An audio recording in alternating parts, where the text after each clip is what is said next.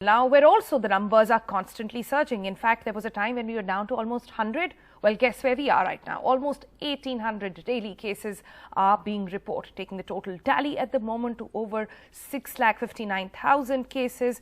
And this is now exceeded. This is around the same time in December when we had roughly about 7,000 cases. And the positivity rate, that's also standing high at 2.35%. Akshay now joins us for more. Akshay, good morning. Happy Holi to you. And perhaps a lot of us working on this Holi are thinking about colors, but a lot of people at home also advise not to get together. Could you take us through what exactly are the curbs in place in the national capital? What is it that the experts in the government have urged people to do?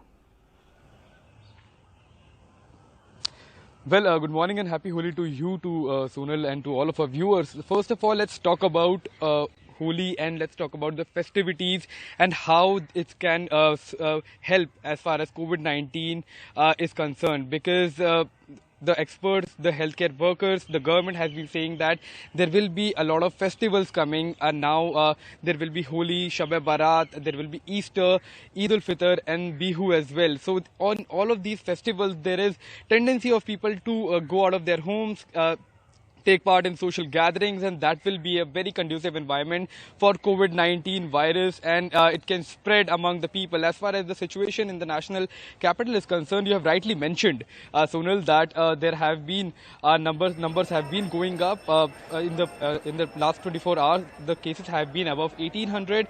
The positivity rate has gone above 2%, and that is very, very high considering the number of tests that are happening in the national capital, which is around 80,000 every day. As far as the plateauing is concerned, there was a plateauing the day before yesterday when the cases were around 1,500 every day, but now it has again started to rise. Though the government says that the death rate is below 1% and that is the only respite that the people have, but the government has also urged people to not come out of their homes, not take part in social gatherings, not as far as the festivities are concerned, they have to stay at home, and that is the only way to break the chain of transmission as far as COVID-19 is concerned. Because even though the situation in the national capital is not as bad as it is in Mumbai or other places, but it can go out of hand anytime. Because last year, from experience, the government is stating that how the cases went out of control. National capital was reporting even higher cases than Maharashtra, all of that state. So the situation can get out of hand, and experts claim that the general population is concerned, 75% of people still do not have antibodies. Also, there was a survey, Sonal, as far as the entire country is concerned.